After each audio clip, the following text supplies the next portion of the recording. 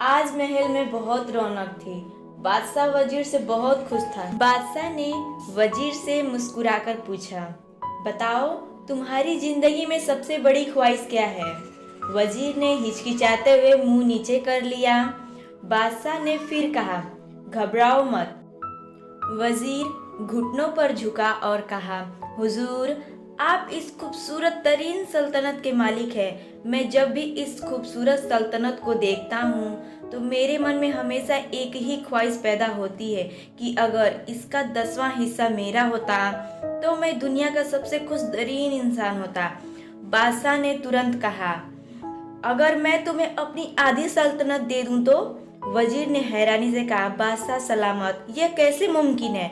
मैं इतना खुशनसीब कैसे हो सकता हूँ। बादशाह ने फौरन दस्तावेज बनवाने का हुक्म दिया। बादशाह ने अपने हुक्म के जरिए अपनी आधी सल्तनत का फरमान जारी करा दिया वजीर के नाम, और दूसरे हुक्म में वजीर का सर कलम करने का हुक्म दे दिया। वजीर हैरान और परेशान हो गया।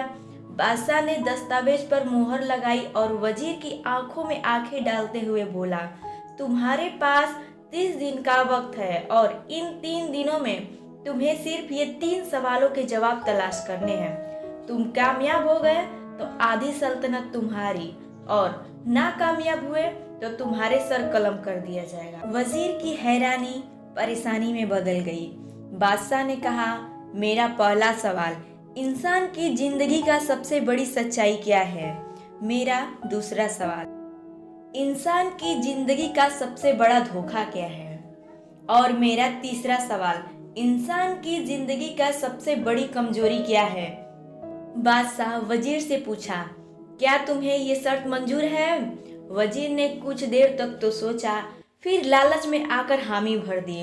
बादशाह ने नक्कारे पर चोट लगवाई और बुलंद आवाजें लगाई, तुम्हारा वक्त शुरू होता है अब। वजीर ने दोनों पैर उठाए और दरवाजे की तरफ दौड़ लगाई।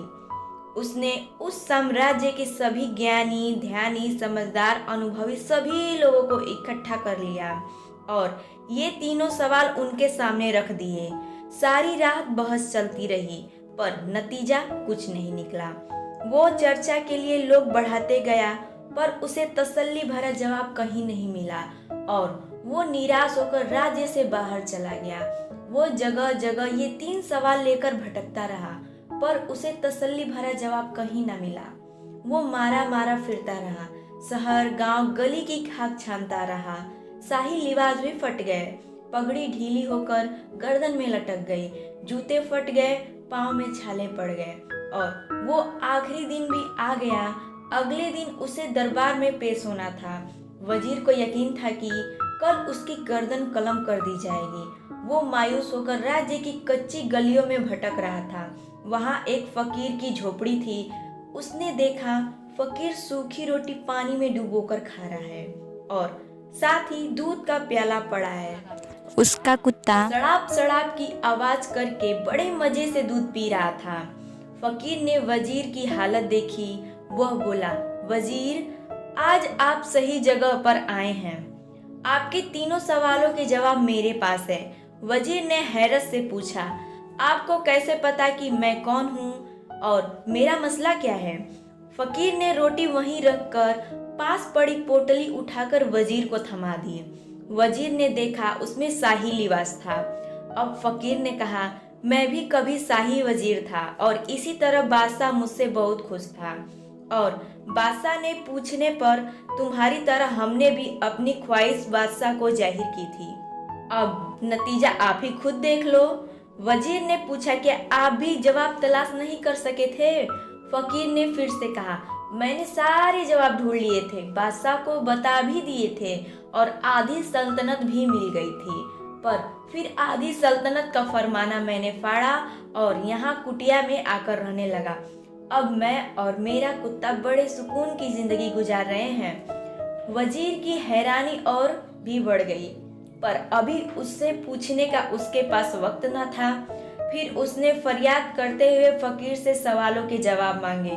फकीर ने हाँ में गर्दन हिलाते हुए कहा, मैं पहले 2 सवालों के जवाब मुफ्त दूंगा, लेकिन तीसरे जवाब के लिए तुम्हें कीमत अदा करनी होगी।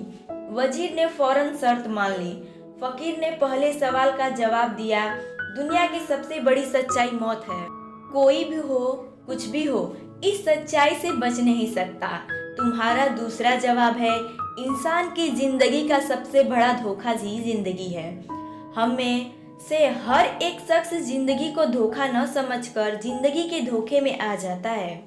फकीर ने दोनों जवाब तसल्ली से भरे थे। वजीर ने तीसरे जवाब के लिए फकीर से शर्त पूछी। फकीर ने कहा, कुत्ते के सामने से दूध का प्याला उठाकर और वजीर के हाथ में थमा दिया और कहा, मैं आपको तीसरे सवाल का जवाब तब तक नहीं दूंगा जब तक आप इस दूध को ही नहीं पी पाएंगे। वजीर के माथे पर पसीना आ गया। उसने नफरत से प्याला जमीन पर रख दिया। वो किसी कीमत पर वो कुत्ते का जूठा दूध नहीं पीना चाहता था।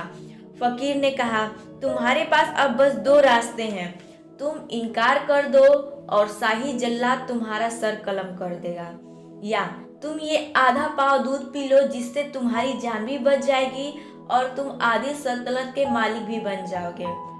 फैसला अब तुम्हारे हाथों में है। वजीर कसमकस में फंस गया।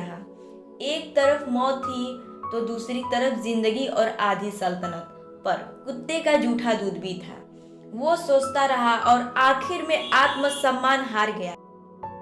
उसने कुत्ते का जूठा दूध उठाया और एक ही सांस में पी गया। फकीर ने कहा, मेरे बच्चे, तेरा तीसरा जवाब इंसान की सबसे बड़ी कमजोरी उसकी गरज होती है, जो उसे कुत्ते का जूठा दूध पीने पर भी मजबूर कर देती है। और ये वो सच है जिससे आधी सल्तनत का फरमाना फाड़कर मुझे इस कुटिया में बैठने पर मजबूर कर दिया। मैं जान गया कि मैं जियो जियो जिंदगी के धोखे में आऊंगा। मैं मौत की सच्चाई को झुठलाता जाऊंगा और मैं मौत को जितना झुठलाऊंगा मैं उतना ही गरज के दलदल में धंसता जाऊंगा और मुझे हर रोज इस गरज के दलदल में सांस लेने के लिए इसी तरह गरज का मलिन दूध पीना पड़ेगा। फकीर ने वजीर से कहा, बस मेरा यही मशवरा है, तुम्हें इन जिंदगी के तीनों हकीकतों को जान लो, तुम्हारी जिंदगी अच्छी गुजरेगी। वजीर अब जिंदगी की सच्चाई को समझ चुका था। वो ज्यों ज्यों महल की तरफ बढ़ रहा था, उसकी शर्मिंदगी और भी बढ़ रही थी। वो इन्हीं एहसासों के साथ महल में पहुंचा। उसके सीने में एक तीज सी उठी। वो धीरे से घोड़े पर से गिर पड़ा। उसने लंबी हिचकी ली। उसकी रूह उसके शरीर से वहीं अलग हो गई। दोस्तों, किसी दिन हमें तसल्ली से बैठकर जिंदगी के इन बुनियादी सवालों पर जरूर गौर करना चाहिए। हमें ये सोचना चाहिए कि कहीं मैं जिंदगी के धोखे में आकर गरज के पीछे तो नहीं भाग रहे, हम कहीं इस कहानी के वजीर तो नहीं बनते जा रहे। जिस दिन हमें इन सवालों के जवाब मिल जाएंगे उस दिन हम जीना सीख जाएंगे। तो दोस्तों, आज के लिए बस इतना ही। अब हम मिलते हैं आपको नेक्स्ट वीडियो में। तब तक के लिए बाय बाय।